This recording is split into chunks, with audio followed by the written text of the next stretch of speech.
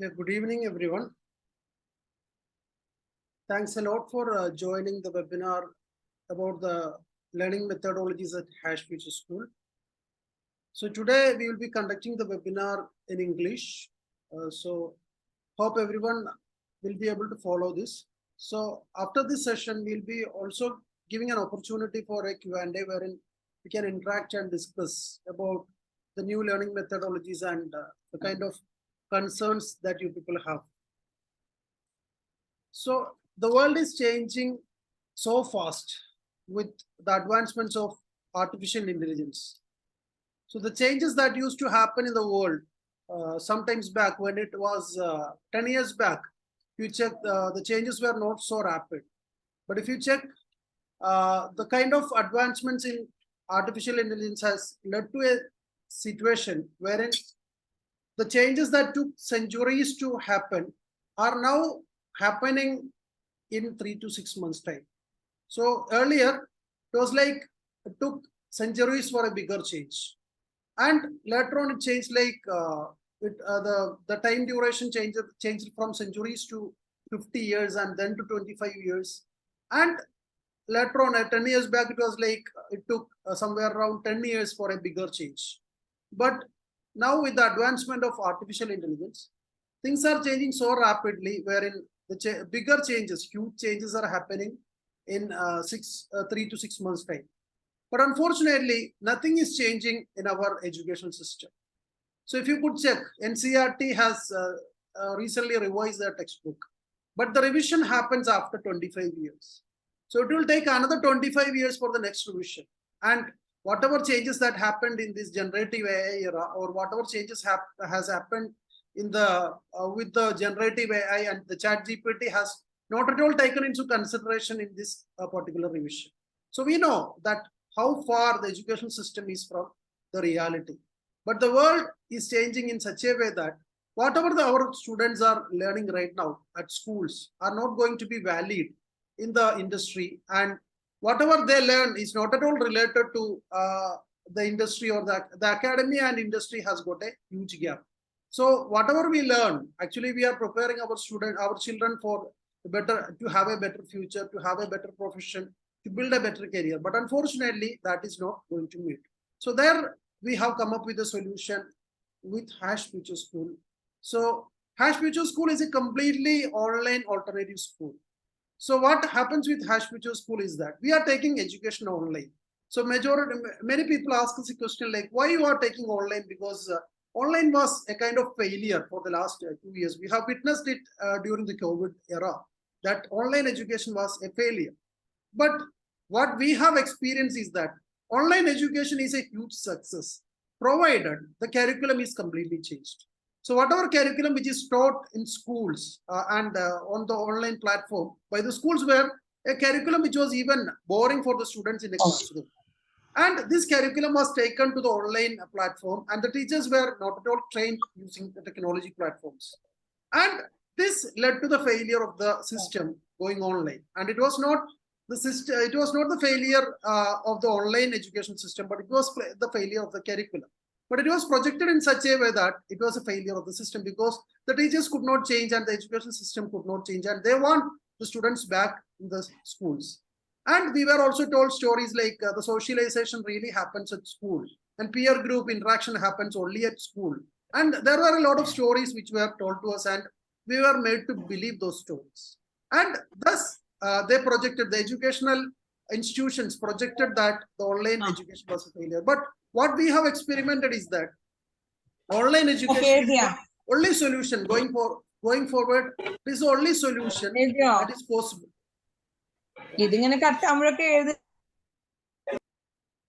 Okay. So the online education is the only solution that is possible in the real world, because whatever changes is happening on a global sector, or in the technology field, or in the industry field, or in the real world, cannot be taken into consideration in an offline system, because the books need to be published, the curriculum need to be prepared, the teachers need to be trained. But when it comes to an online system, the advantage is that we can always adapt to the best curriculum. We can always get the help from the community which built the system. For example, if ChatGPT is getting built or generative artificial intelligence is getting prominent attention, we can get the community help from anywhere. Sometimes we can get a resource person from the US or another resource person from the Europe or even from different parts of India. So this is the possibility of online education, and the kind of curriculum that we can access is also wide. So when we are going with Hash Future School, we use a blended model of curriculum, wherein we access curriculum from Harvard, Stanford, MIT, and many other universities from India also, like IITs and all. So we are having access to the curriculum, easy access to curriculum and the resources when we are going online. And we are preparing our students for the future. So we always know that the students, the children who are learning right now are will be in this the career, they will be seeking a career maybe after 10 years or 15 years. And even the World Economic Forum, they are telling that whatever career we see right now, 90% of the jobs that are right now in this world will be replaced in another 5 years' time. And this was predicted well before the time of generative AI. But we know that with the generative AI in place, many jobs were getting replaced. And whichever jobs we never imagined of getting replaced got replaced. So it was there was an interview by Sam Altman, who is the founder of OpenAI. So there was an interview with him. So he told that OpenAI conducted a survey 10 years back. So they asked people about which job may get replaced with AI. So people answered like the blue collar jobs will get replaced first. So the office jobs and the blue collar jobs, like drivers, etc., will get automated. And later, after many decades only, the job of the computer science engineers will get replaced. And after many centuries, the job of creative artists will get replaced. But after 10 years, what happened? It was just the opposite. When OpenAI came into the picture, the kind of jobs that got replaced at first was the creative jobs. Then the jobs of software engineers got replaced. So it was just the opposite that was predicted by the survey. So we could understand that we couldn't even predict what is going to happen after 10 years or 15 years. So at Hash Future School, what we are doing is like, we are not teaching them anything. We are not asking them to mug up something for the future, but we are preparing them for the future, and we are preparing them for the change. So whatever change is happening in the real world, they'll be able to adapt to that change. So some people ask us, you are teaching technology right now, and we are also teaching programming. Will there be programmers? Will there be opportunities for programmers after 10 years? No, I can blindly say that it's a no, it's a big no. But our children will be ready to adapt to that changes. So whatever is coming up, maybe some kind of automated coding platform or some kind of automated robotics or something will be coming in. But our students will be capable to adapt to those changes. And we are bringing in some kind of case study. So our education system is a kind of case study. So they are dealing with a multiple case studies. So recently, Amazon, recently 4 children were trapped in the Amazon forest. So our students started learning about that. So this was a recent news, like 1 week back. But our students were easily able to get a case study on that. And they were just researching how these children were able to survive and what kind of survival skills are needed for human beings if he or she gets trapped in Amazon forest without any technology, without any navigation. So these kind of case studies comes in front of them. So each and every day, they come across a lot of case studies wherein they learn about the people who were successful in life, who failed miserably in life, and they also come up across different case studies about human beings going into Mars and setting up colonies in space and other things. So they come across a wide variety of case studies. So these case studies really prepares them because they have the opportunity to express their viewpoints in this case study. So this is a different school system wherein the children are heard. We give the opportunity for the children to raise their voice and share their opinion. So their opinion matters. So if 10 students are coming up with 10 different opinions, we accept that. We don't have a set rule that only this opinion is true. Each and every opinion is valued. At Hash Future School, we give a kind of democratic kind of approach to the education system. So we have got 3 core objectives. So this, when we are speaking about futuristic education, we know that we need to focus on 3 different skills, because according to Yuval Noah Harari, who is a futuristic thinker and an author, he always say that future is about the people who learns throughout their lifetime. So we need to learn each and every day. We need to change each and every day. So the first skill that a human being really require in the future is self-learning skills. So we guarantee self-learning skills by the age of 10. So we take admissions by the age of 7 because we don't prefer. So we are following a Finland system of education wherein we don't take admissions before 7 years of age. So if the child has crossed 6.5 years of age, we take the admission. But normally we say that we take admissions from 7 to 17, age group 7 to 70. So by the age group, by the time they reach by the age group of 10, they will acquire self-learning skills. So this is a much required skill in the future because the world is changing so fast and we need to learn with the changing world. So I am a software engineer with 15 years of experience, but I know that my experience is nothing considered to the changes that is happening with the AI. And my experience will be the same of a 7-year-old or a 10-year-old who has access to the AI tools. So he or she is able to access an AI tool and guide it properly and get the output from that. My experience, my 15 years experience is not valid because AI is experienced with, AI is taught the experience of thousands of human beings who has got maybe multi-million years of experiences. So this combines together. The power of AI is so strong that if a child has access to AI, artificial intelligence, and he or she knows how to guide artificial intelligence in a better way, he or she is much ahead of an experienced person. And the second objective is financial independence. This is very key because I studied engineering. I spent 25 years of maybe around 22 to 25 years in education. And I know that many people who are behind the UPSC exams and will spend 30 or 35 years behind education. But none of them are taught financial independence. None of them are taught financial literacy. And this leads to a huge failure. This leads to a huge failure. Even if you are employed, I have seen people who are really in debt, in big debt, even if they are employed in MNCs and they get high package salaries. The problem is with our financial education. So we need to prepare our students to be financially fit and to manage the finance in a proper way. So we always enable them to be financially independent by the age of 15. So financial independence means they will get the financial literacy of how to earn, how to spend wisely. It's not about earning and spending for one's own pleasure or advantage. It's about spending for the society. It's about spending it wisely. So managing the money is one part that we focus on. So that is one objective. That is like we will set financial independence by the age group of 50. And by the age group of 70, we enable them for designing their own future education. So nowadays you could see that people are fleeing from India for higher education by thinking that they get a better education abroad. But the situations are same everywhere. So we are following Agile Learning Center methodology in the US, wherein they say that education in US is utter failure. So they are trying to solve the problem in US. And our people believe that if you go abroad and get education from higher education, some other international institutions, they are getting better education. But believe me, the study shows that all across the world, education is facing a lot of problems. And it is not in par with the changes happening in the real world. So we enable them to design their own education. So how is it possible?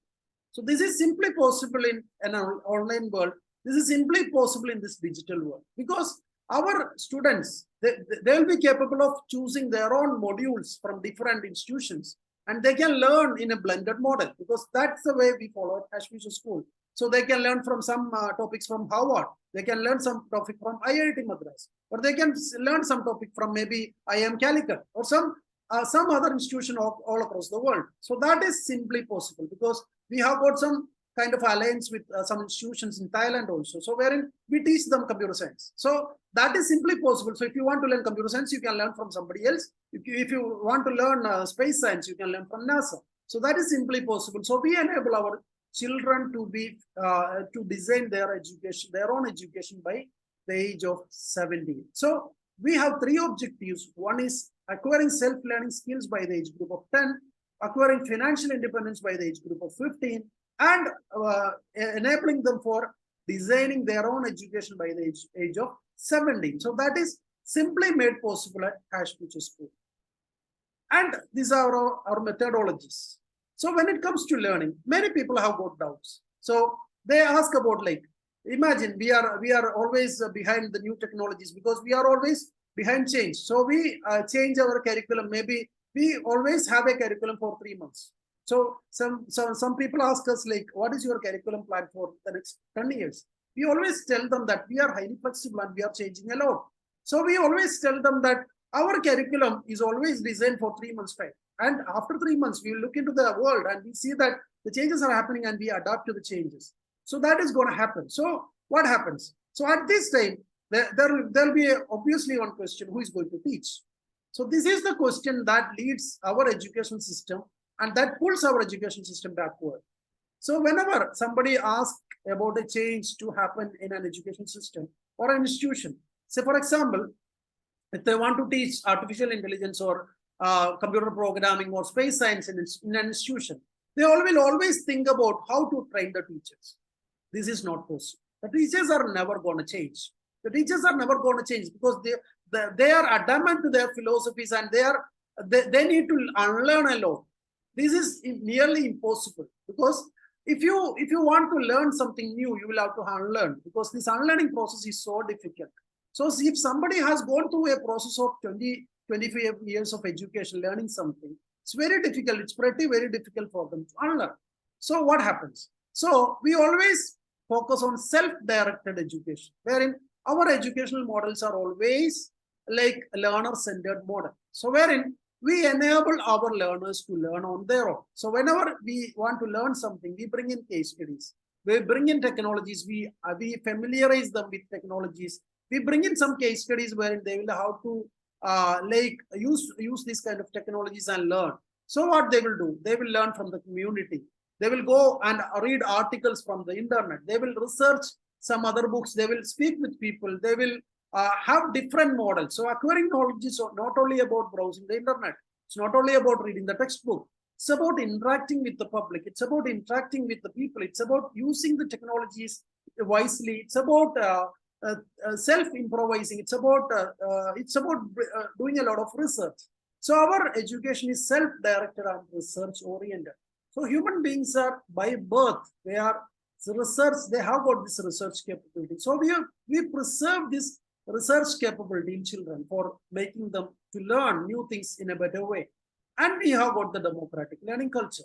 So democratic learning culture in the sense, students are the epicenter of education. So students should be the focus point of education. But unfortunately, traditional education is behind the teachers. They are behind employing the teachers and empowering them. They are behind training the teachers and training the students after that. But that is never going to be possible. So what we do, we give a voice for our students to decide. So our day start with a kind of meeting, wherein we call it they're meeting for setting the day's goal. So whenever they set a day's goal, what happened? They will plan for the day or for the week, and they will even plan for some projects. So here, a democratic learning culture gets into focus, and what happens? Our students get the voice, gets the opportunity to raise their voice, get the opportunity to share their opinions. So this is not happening in the traditional education system, right? So if somebody is going to teach you mathematical table and the student is not interested, here the student has got the voice to tell that I'm not interested in that particular topic.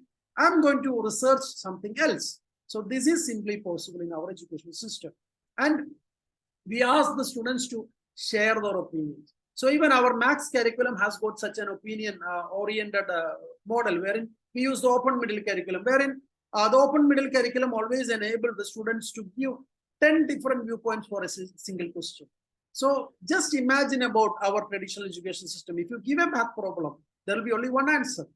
If somebody is giving some different answer, that will be wrong. But when it comes to Hash Future School, 10 different students will get opportunity to share 10 different answers. So it is a kind of open-ended thinking. So it's a kind of democratic learning culture where they can raise their voice. So if somebody is able to raise their voice at an younger age, they will be able to raise their voice when they are old too.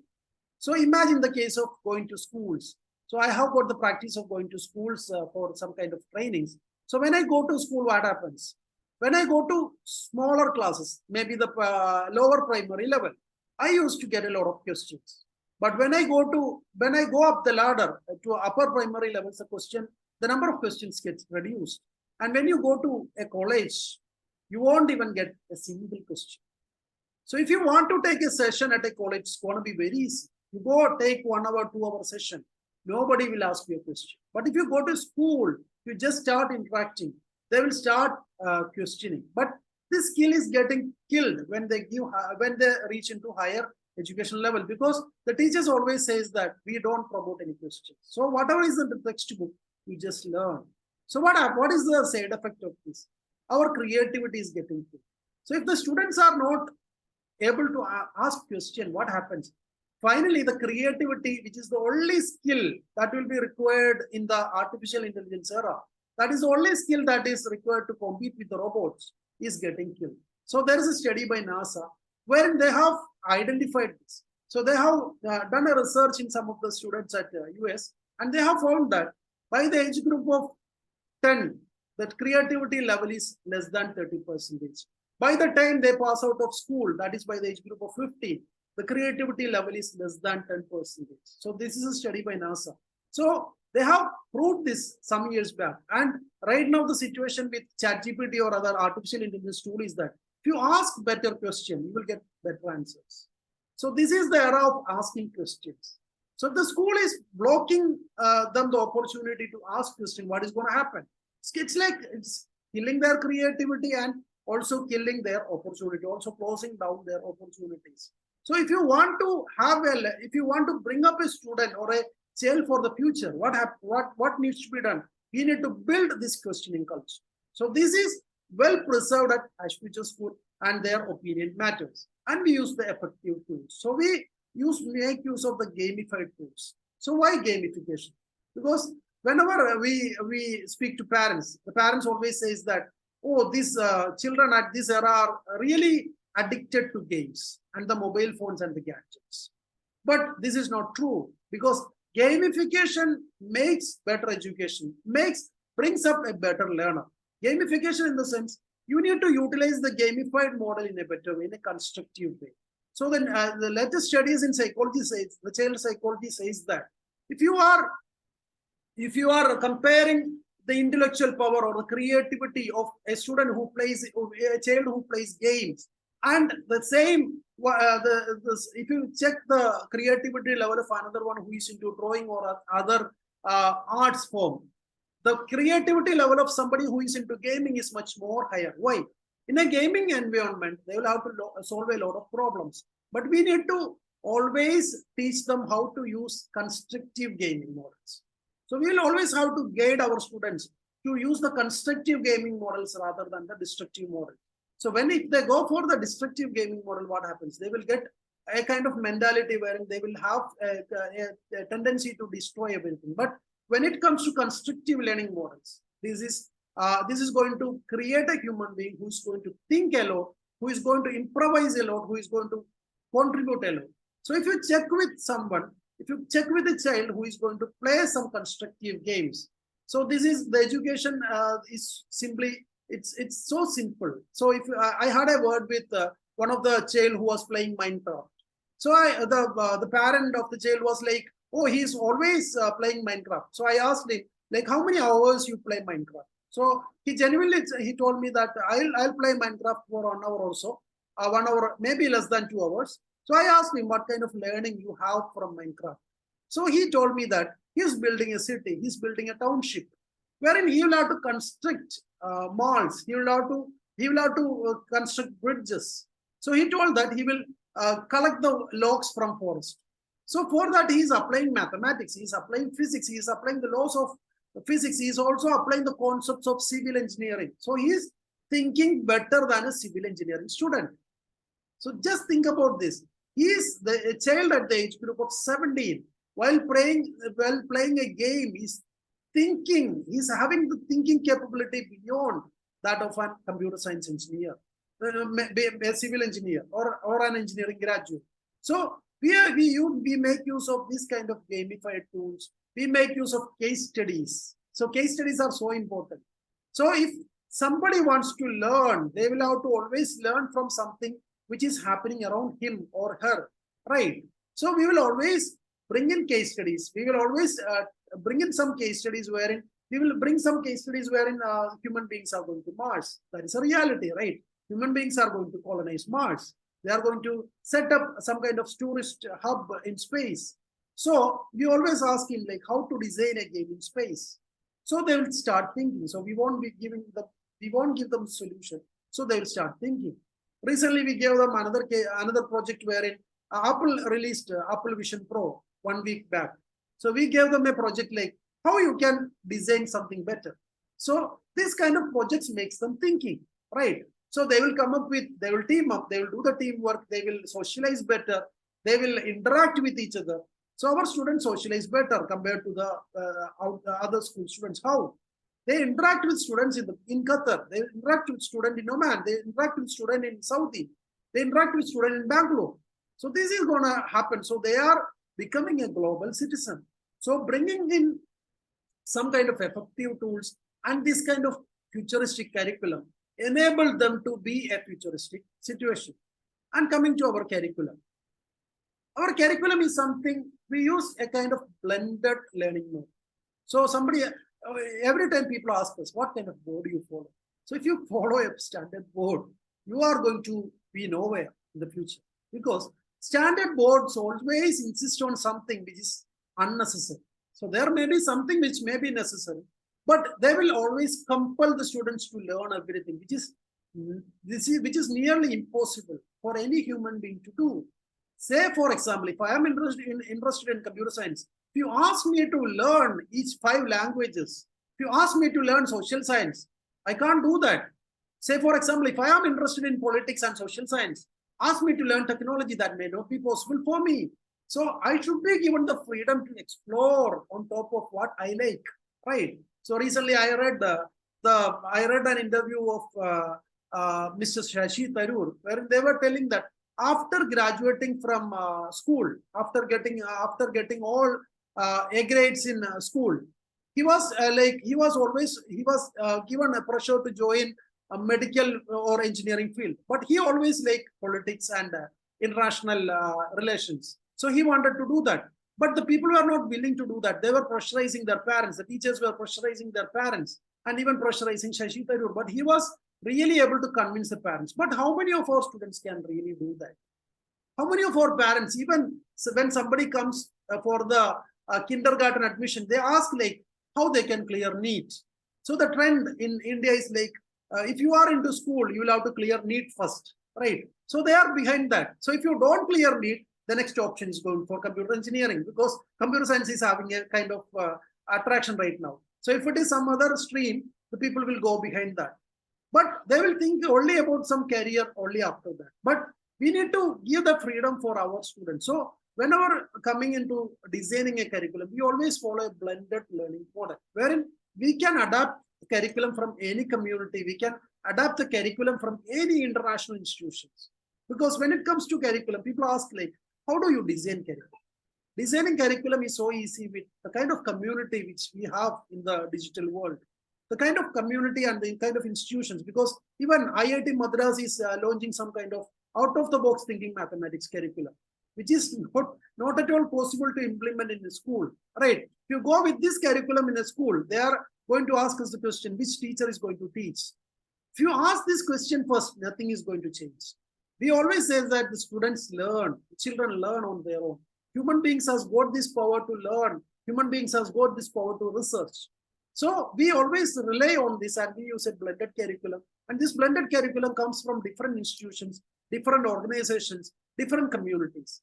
And believe me, this is highly updated, because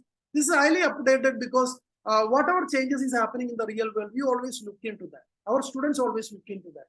And we always give the freedom to our students also to contribute to our curriculum, because anyone can contribute. It's not only the schools who contribute to the curriculum, because we had a strange experience of introducing some platform to students for reading. And unfortunately, students were not interested in that particular platform. They came up with something new. They came up with some different platforms, which gives them a better experience. So we adapted to that. So we give them high flexibility to learn from any platform, different topics from different platforms. So this kind of curriculum is available at Hash Future School, and our curriculum is really research focused. So as I told, our students are given the opportunity to think, our students are given the opportunity to research, which is very much required in this particular era of fake news and like artificial intelligence generating a lot of dumb stuffs into the world. So we give them a kind of research focused curriculum wherein they will have to think, they will not just rely on the artificial intelligence generated stuff or the chat GPT stuff and believe that that is true. And they just don't blindly follow a news media and tell that all the news are true. So we give them opportunity to explore different things. So this kind of case studies always enable them to think in a different way, think in a research mindset. So if you have got this research mindset, you become a self-learner. You become independent in learning. You can design your own future. You can design your own education.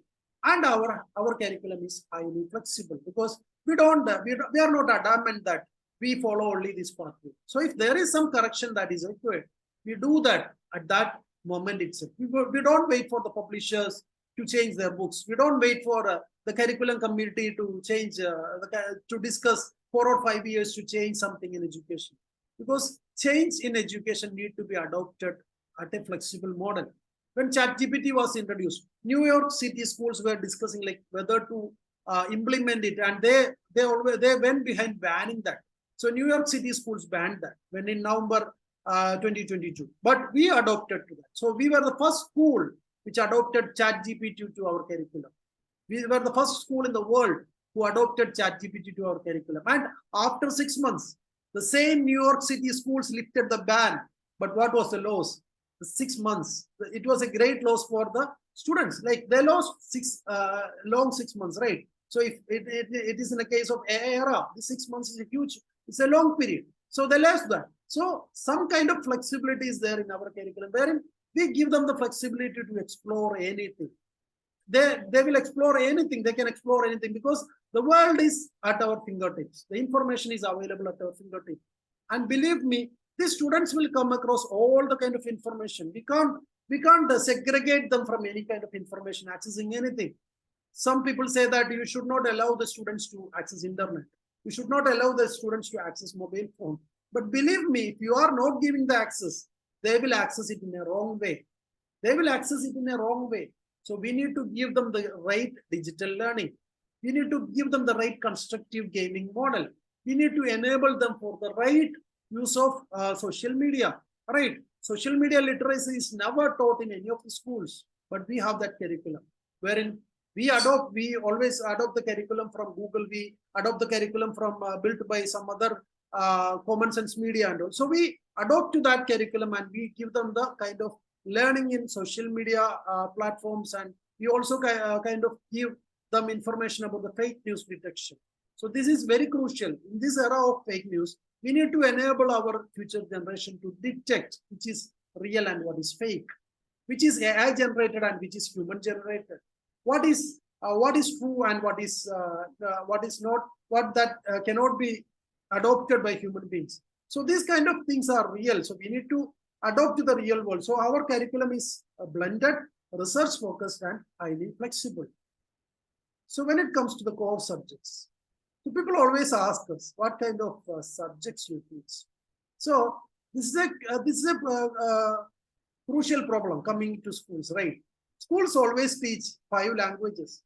So for example, if it is a school in Kerala or a school in India, they usually teach Hindi, they usually teach Malayalam or any other mother tongue, and they will teach Sanskrit, Arabic, Urdu, or any other language. So there will be a combination of English, and there will be a combination of 4 or 5 different languages.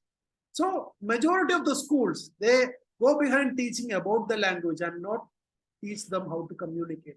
So the pathetic situation is that even when the child comes out of the school after completing grade 10 or 12, they are not able to speak in English, right? They are not able to speak in Arabic after learning Arabic for 10 to 12 years. They are not able to communicate.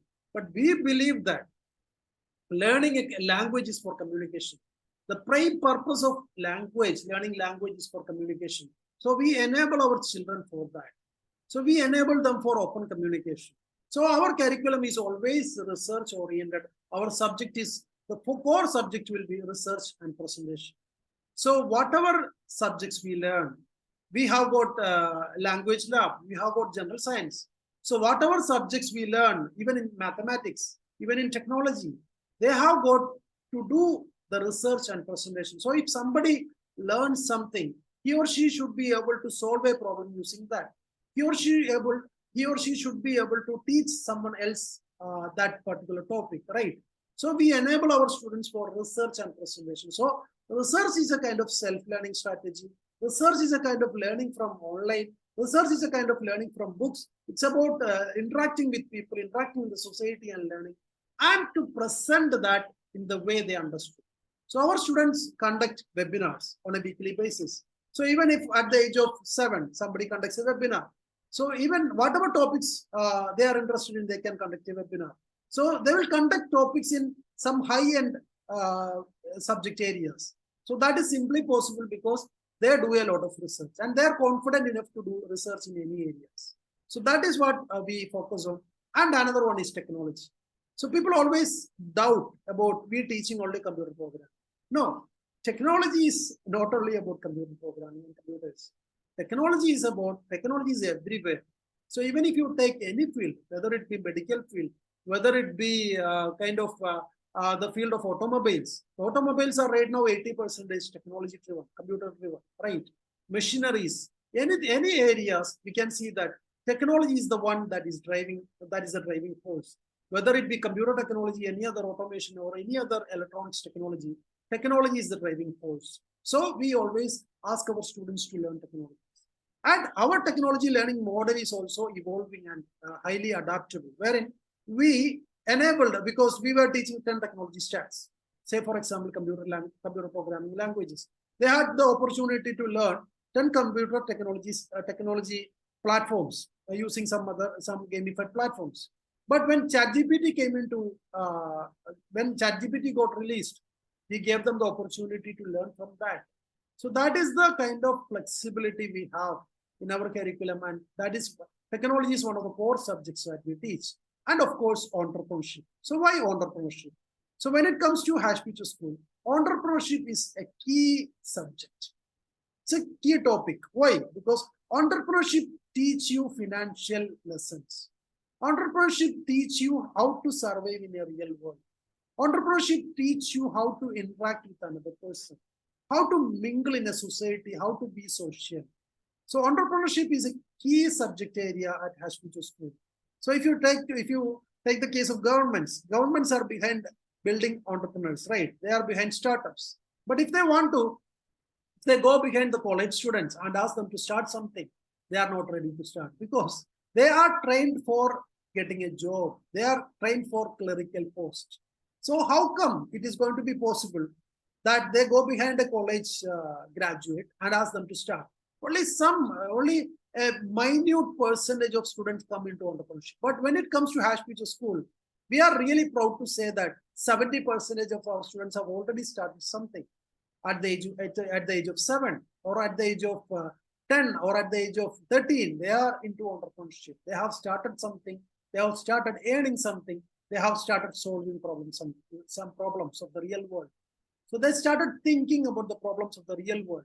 So entrepreneurship was not only about making money, it's about managing money, it's about managing people, it's about the leadership skills, it's about solving problems for the real world. So we enable, so our core subject, one of our core subjects is entrepreneurship. And coming to other core subjects, we have got the social media learning. So I have mentioned, because social media is a space wherein everyone will get access. So even if you deny them access to a mobile phone or a computer, believe me, the children at your home, they will access this social platform in any way possible. So what we need to do, if somebody is getting into a road with huge traffic, if they know how to drive, if they know the driving rules, if they know the rules of the road, they will be safer, right? So we will teach them how to use social media wisely, how to use social media for self-profiling, how to use social media for good, how to use social media for the community development. So this kind of lessons are taught. This kind of case studies are taught. This kind of case studies comes when they learn social media learning. And coming to data science. Why is data science crucial? Because when there is a study by Stanford University, there is a board called U Cubed. There is a mathematical wing. There is a mathematical group called U Cubed, which is led by a mathematician called Joe Bowler. So she always says that mathematics is not about numbers. So at our school, mathematics is also in conventional school. Mathematics is taught as a language. Mathematics, when it comes to the conventional school, they believe that mathematics are all numbers and it's taught like another language. But in reality, mathematics is about the quantity. And in the real world, right now, the quantity, the data points are the real quantity that is valued in the business or in any other sector. Data is a crucial point. So we need to teach them how to handle data. It's not about teaching them the multiplication table. Mathematics is not about teaching them by heart about some kind of equations or a square plus b square, a plus b the whole square, the formula of a plus b the whole square or tan theta or cos theta. Mathematics is about teaching them the real special requirement of mathematics, the application of mathematics in the real world. So right now, that is about data. That is about handling the data. So teaching data science is a crucial thing, and financial management. So when it comes to entrepreneurship, I told you, they already learn financial management using entrepreneurship. And also they are giving some kind of gamified environments wherein they play, they really interact, they have the opportunity to interact with the real stock market, with the virtual money, with the kind of virtual asset. And they can really interact with the stock market. They can really interact with how to earn money, how to utilize money, how to spend money wisely, and how to spend it for the goodness of the society. So we always tell our students to learn, our students to go to the neighborhood and understand the neighbors' problems and come back to the school with their learning. So these kind of subjects are taught at Hash Future School. So coming to the other area of language learning. 1 second, let me change the issues with the camera. Okay, fine. So coming to the language learning, we have got an opportunity to learn language from the language lab. So what is a language lab? In traditional schools, language is taught as it's just about grammar, right? It's just about the grammar, or they are taught about the language. But here, when it comes to Hash Future School, we always want them to learn the language in the real sense. So what is the real purpose of language? It's about communication. So in language lab, what happens is that students get opportunity to communicate in the language they like. So they can learn a different language using artificial intelligence tool. There are artificial intelligence tools which will help you to learn language.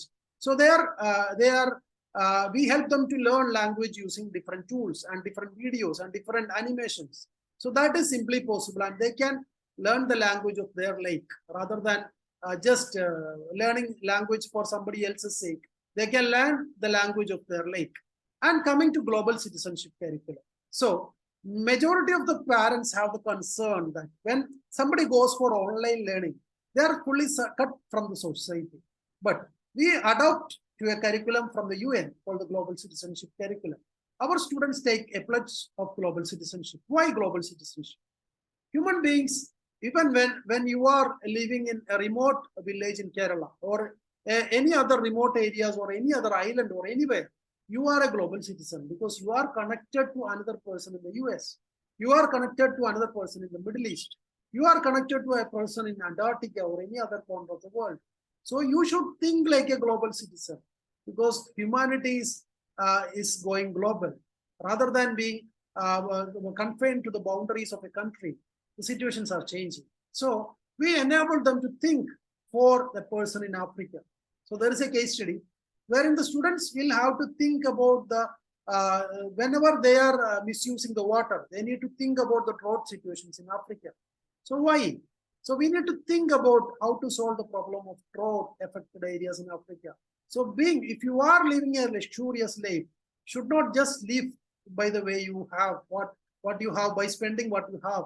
You should always think about someone who is suffering, someone who is needy. So this kind of curriculum fosters the kind of thinking, fosters the kind of thinking for humanity.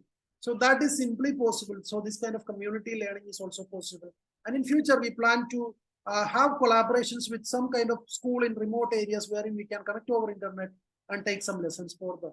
So this kind of learnings will always help them. And coming to mathematics. So mathematics, we can't just avoid mathematics. So coming to mathematical learning, what we do a kind of practical approach. So we have got open middle curriculum. So wherein if a single problem is given to 10 students, they have got the opportunity to answer it in 10 different ways. Can you just imagine about that? Can somebody imagine? I couldn't even imagine unless and until I found such curriculum. There are some curriculums wherein somebody can solve a math problem in 10 different ways, or 10 different people can solve a single problem in 10 different ways. Imagine such a situation at our schools. If you just miss a step, you are going to lose marks, right? So if you come up with a different answer, that is not taken care of. But at Hash Future School, that is taken care of. So we have got different methodologies to learn math, different practical ways to learn math, different applied levels to learn math. So these kind of subjects are taught at Hash Future School. So we don't go behind any of the traditional subjects, because this kind of combined learning, this kind of combinations in learning will help them to learn anything. So our general science is about learning language. Our general science is about learning science. Our general science is learning about politics. So somebody will ask, like, if the students are going behind all these technologies and the kind of social media world, will they be exposed to politics? They will discuss. They have discussed. And they also kind of get into debates and the kind of discussions wherein they are thinking about the global community. They are concerned about the global community.